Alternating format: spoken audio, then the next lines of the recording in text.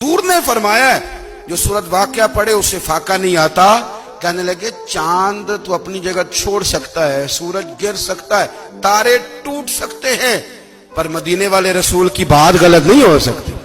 حضور نے فرمایا فاقہ نہیں آئے گا تو انشاءاللہ کبھی بھی نہیں آئے گا. کرنے کا کام یہ ہے کہ ہم اپنے معاملات, اپنی عبادات, اپنی دعائیں کبھی 10 منٹ عادت ہو جائے نا دعا مانگنے کی علیحدہ سے رات کو.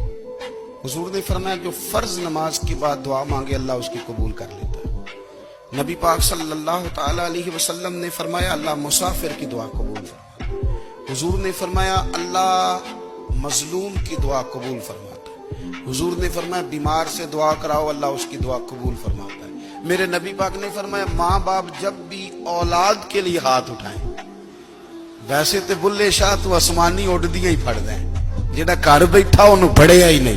حضور فرمانے لگے ماں باپ جب بھی اولاد کے لیے دعا فرمائیں اللہ ان کی دعا کو قبول کرتا ہے.